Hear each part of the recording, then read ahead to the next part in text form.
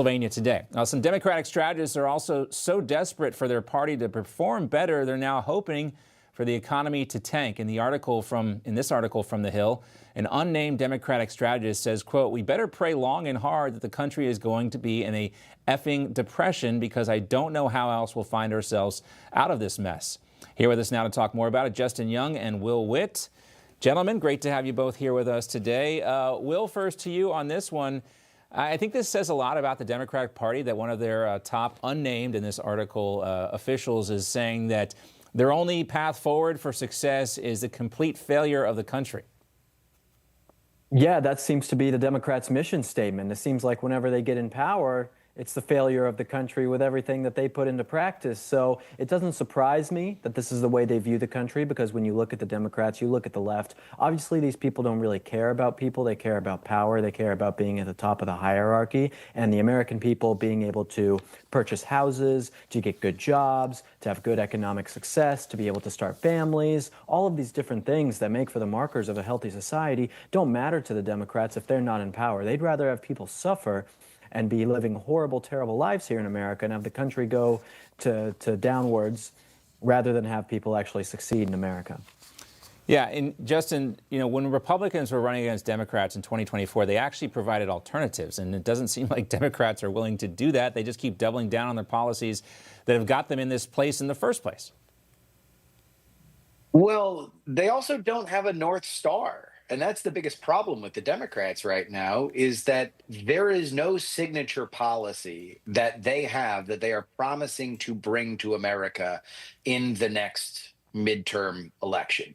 There's no gigantic sweeping thing. And what's crazy about that now is that today, as we speak, is the most cost-free time to list out the most insane thing that you would ever, the shoot the moon policy that people might make fun of you for not being realistic, but you can say that now. And the idea that they would have to wait for what is just the naturally shifting landscape of whether or not the economy is good or not, if they're basing their hopes on that, then they're leaving themselves open for the historical anomaly that they would not take back the House on such a slim margin. We've covered here today, but let's get our panel back with us and continue where we left off, gentlemen. Great to have you here. Thanks for your patience, of course. President Trump highlighting some of the fronts on which he is winning in that last segment there, but it's forcing some Democrats to take a hard look in the mirror. I want to play a clip here. This is Marc Cuban, going back to what we were talking about before, Democrats hoping for things like a depression to help save themselves in the next election. But Marc Cuban has some other ideas. Here's what he said. We picked the wrong pressure points. It's just Trump sucks. That's the underlying, thought of everything the Democrats do. Trump sucks. Trump says, the sky is blue. Trump sucks. You can't, that's not the way to win. It's just not, because it's not about Trump. It's about the people of the United States of America and what's good for them. And how do you get them to a place where they're in a better position and it's less stressful for them? All right, gentlemen, we got about 2 minutes before we got to get to a commercial break. Will anyone listen to Marc Cuban? Will, first to you and then to you, Justin. I don't think that many people listen to Marc Cuban these days. I think that he is right in the sense that he's talking about you need a better message than that. But I do disagree in the sense that I do think that the left and the Democrats have taken on a lot of people in sort of this crazy type of mindset. I don't know if it necessarily boils down to they're losing because they say Trump sucks. I think they're losing because the ideas and the ideology that the left represents is just wrong and bad for this country. And most Americans with a sense of common sense can see that it's wrong and see that these ideas don't work. And they want something that's going to actually help them. Yeah. What about you, Justin? Brutal year for Cuban. Backs Kamala, gets thrown under the bus by their team when he misspeaks. The Mavericks trade Luka. Just a awful, awful year for him. You want to know what would make you feel better, Marc? Buy the Pirates. Please, for the love of all that is holy, buy the Pirates. Yeah. All right. Well, I think some advice that may be more worthy of listening to from Justin and Will there than from Marc Cuban, based on the L's that Marc Cuban has had to take recently. All right, we got more to come with Will and Justin. They're coming back with us. Also, Governor Gavin Newsom is making a play for the 2028 Democratic nomination, spending time on the campaign trail. We talked about this. He was in South Carolina, and he was asked recently during an interview with Shawn about when is too young for sex changes for minors. Is 8 years old too young? Yeah, I mean, look, Now that I have a 9-year-old, just became 9. Come on, man. I get it. The hand movements, too, always giving away. Now that he knows his party's position, he's pushing to change, pushing to allow minors to change their body parts. Of course, he's backtracking again. Let's talk about this with Justin Young and Will Witt. And my question for you, Will, first. I mean, is anyone dumb enough to believe Gavin Newsom here? He did the same thing with Charlie Kirk, where he talked about men playing women's sports and then backtracked on that. Of course, we know California is going to let that happen. So, I mean, what's Gavin Newsom up to here? Does he think we're that stupid? Oh, he most definitely does. Yeah, he does.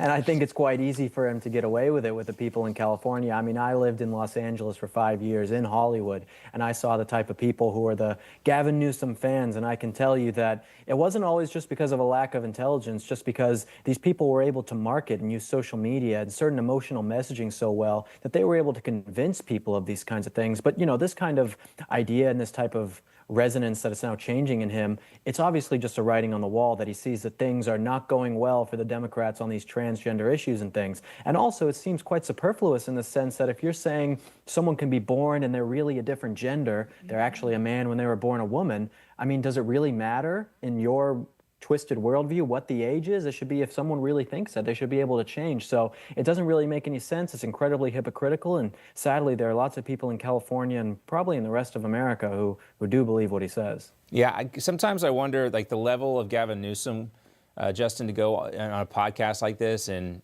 say these things that are so obviously different from what he really believes in terms of his policies, like sociopathic.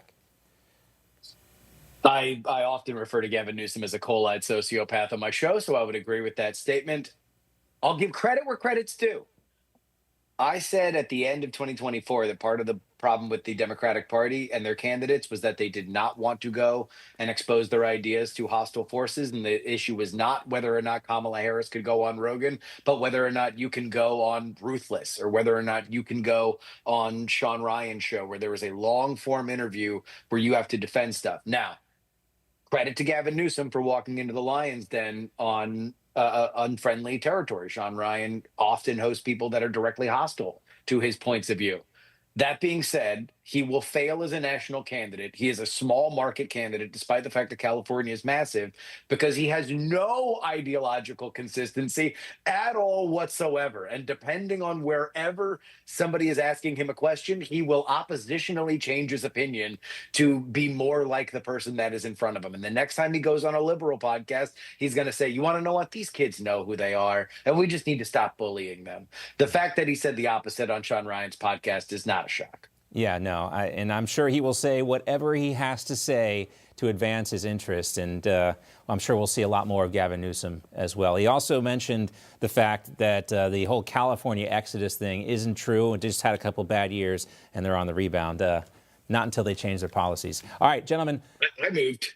I was in the Bay Area. He was from L.A., so at least there were 2 U-Hauls. There you go. Right, we have 2 examples right here. Gavin Newsom. Justin Young, Will Witt, thank you so much for being with us today. Always great to talk to you both. That's going to do it for this Tuesday edition of John Bachman Now. Stay tuned. National Desk with Kelly and Bob is up next.